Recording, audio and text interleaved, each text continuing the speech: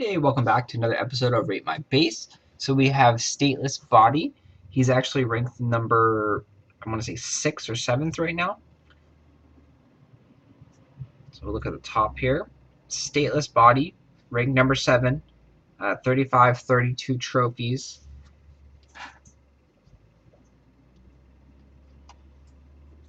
It's a very good setup there because his towers are all in different locations. So even if someone came into Apocalypse, they would only get a couple towers.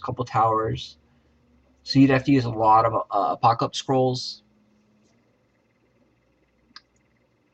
And then he has all the advanced towers, so he's high leveled. And obviously, being in the top 10, you have to be high leveled. Um,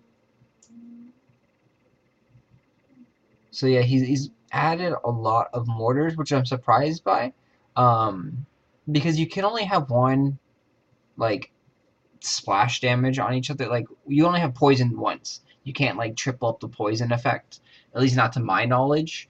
And that goes the same thing with the flame. So if you're burning, you can't be burning like ×2 or ×3.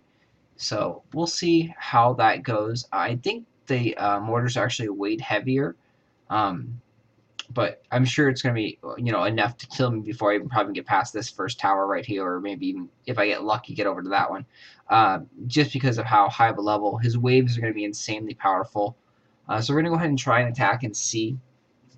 For this setup, try something a little bit different. I'm going to try to use knights, or paladins, excuse me.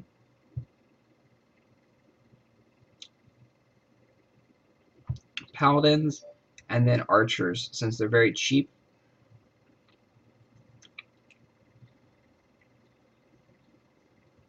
And then I'm going to put on the Toxic Cloud, because he has a lot of paladins, so I'm going to need to take those out. And then everything else I'm going to have to keep. You need the Firestorm to kill the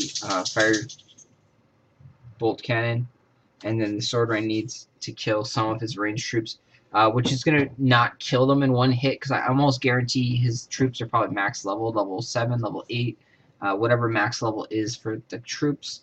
So it's going to be a really, really tough fight for us. We're going to be pretty much pushed back to our tent the entire time. We're going to go in like this, though. See how well we can do here. We're going to bring on a cannon first. 2 cannons first, actually, to kill the barricade. And then we'll work our way slowly up as far as we can. If we can. We can't attack him because he's currently online.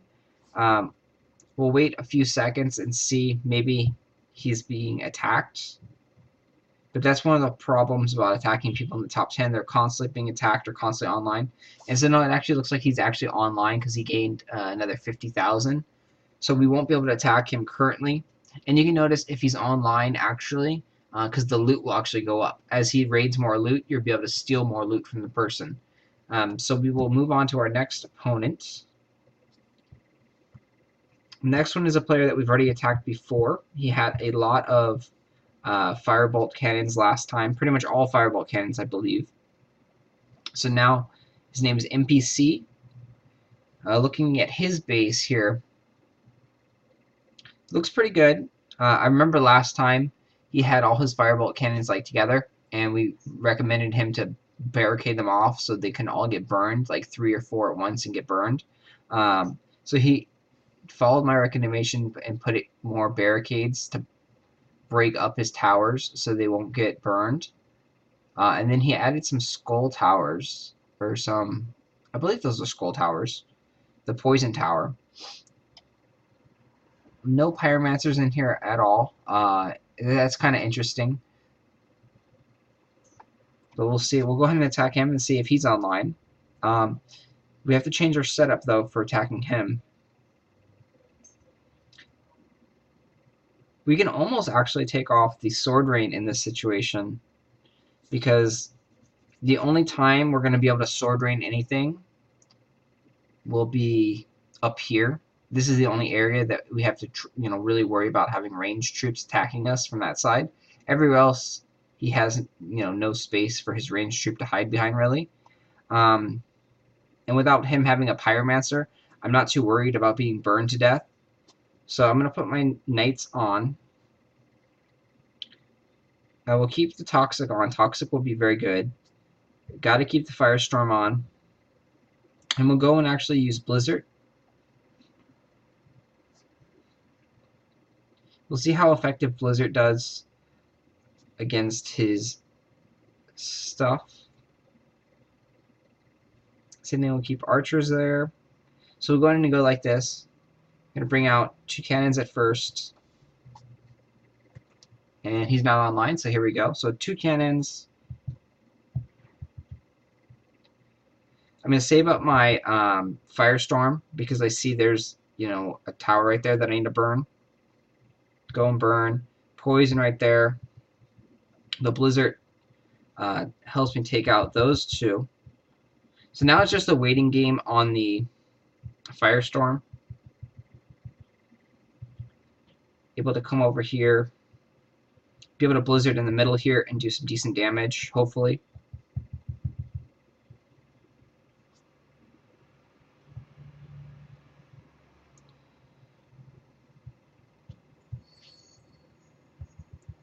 So we need to bring out more knights.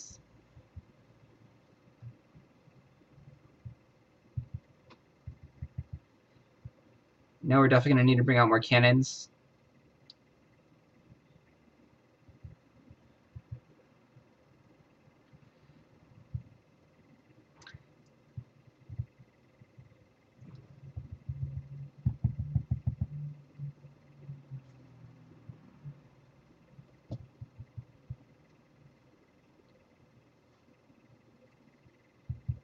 So bringing out some more cannons.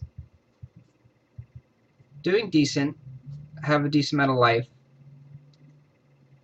Gonna come up here and attack those 2 and now run all the way back. Because I already did damage this one over here a little bit. So you say I took out 2 and 2.5 on that. Thanks to the cannon.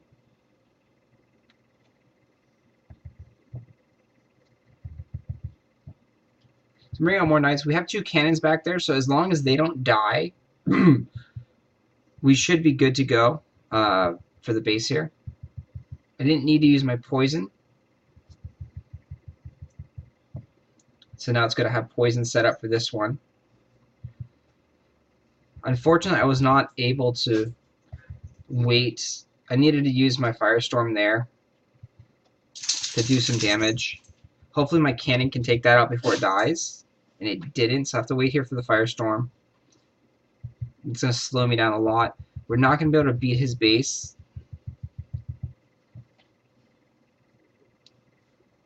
And it ended up dying right there. So we got pretty far. I wanted to try and rush and get the last tower or 2 because I had 14 seconds.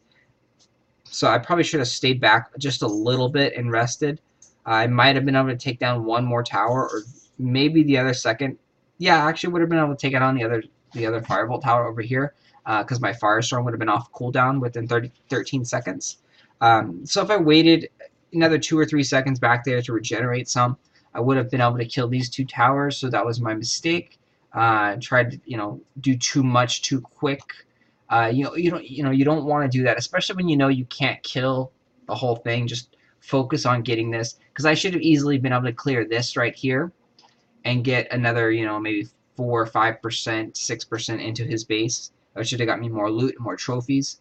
And there was no real reason for me to rush. I just panicked because of the time being down, and I wanted to kill as much as I possibly could. So that was a big mistake of me. And this right here, I do like his wave. He has 5 R blasters in one, and he made it so I didn't think I would need my sword ring really. So I took it off, and so I was not killing that group, that wave. That wave really did a lot of damage to me. That was the second time I believe I saw it. And the first couple waves you'll actually see twice in the battle because they'll cycle through. So it's every 18 seconds your wave will come out, or 20 seconds, wherever your castle guard is. So all in all, we did not bad. We got 49% on that.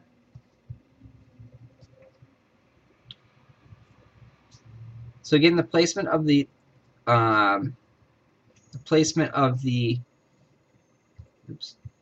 firebolt towers They're a little bit too close together on this area up here. This one, I believe, is all 4 firebolt towers. We were pretty much able to kill 3 or so. But they are barricaded off, so that's good. It just my cannons took them out. The ideal thing is for to have more ranged troops, and to possibly maybe make this longer if you could. Have more of one straight long line rather than this one, because this one is just the towers, and then you can't have any, like, your ranged troops aren't really effective down here. So his wave troop was very different. Typically you see 4 paladins and 1, Arb Blaster or 1 Pyromancer. What he did is he did like 5 paladins, and then the next wave was like 5 Arb Blasters, and then a couple of the waves were a couple paladins and a couple Arb Blasters. So it was a nice mix-up on his part because I didn't have my sword rain. The only reason we were able to get so far into the base actually too was because I didn't have my sword rain. So I want to add like a Pyromancer, just maybe even just 1, just so it's on there so it looks scary that they have Pyromancers. So that would maybe force me to change out, because the sword rain is really, really weak against all the towers. The blizzard did quite a bit of damage to the towers, and you can't really go by what the damage on the spell says over here. This damage information page is really, really horrible for the blizzard. It does so much more damage to certain towers and barricades and things like that. This is not an accurate description of how strong the blizzard spell is. So I don't know what the weakness and resistance things are and how they messed up in the towers or how they messed up with the blizzard. But blizzard is a lot more powerful than it says there. So definitely give blizzard a try here and there and see how it works for you. And you can see I did well because I had the poison, the toxic cloud, that took care of the knights. So if he forces me to put on my sword rain, I probably would only get about 40% or so into his base, maybe to here, maybe even a little bit less, because the sword rain does like no damage at all to the paladins and no damage at all to the towers, whereas the blizzard was able to do some damage to the paladins and damage to the towers. So this setup allowed me to do a lot more damage to his base, rather than if he had like 1 Pyromancer over here. I probably would be really scared just seeing the Pyromancer and I put a sword rain on, because you don't know how many Pyromancer he has. Just having the little symbol here means he has some, but you don't know how many. So even if you just add 1 there, that will trick like me into adding my sword rain, and then I wouldn't be able to get as far into your base. The base is definitely very good. You're going to stop tons and tons of people. There's really not much to change. Yeah, I mean, otherwise, besides possibly making this longer if you could, because it's better for your ranged troops than to have a one like this where it has a big space. But yeah, if you can't, if there's runes in the way, no big deal. This setup does work out fairly well. And then the biggest thing is just upgrading your troops, upgrading your waves, and keep building them up stronger, and your base will become a lot more strong and protected. But yeah, all in all, it worked out pretty well. I don't know how many of the poison towers you had in here. I do remember seeing 1 over here. Let's see. So I think there's 1 there, and I think that there's 1 up there as well. You might want to put another poison tower, swap 1 of the firebolt towers with the poison tower there, so then they can take the burning and the fire damage at the same time. But all in all, a really good base, a great improvement over the last one. Scrolls aren't going to do too much damage to you, and this one definitely is a lot better. So I probably would give this a 9 out of 10. It's like an 8.5 though. It's right there, but I haven't done it yet. So I'm going to go 9 out of 10 because this is a very strong base. It did hold me back. I only did get like 49%. So, great job there.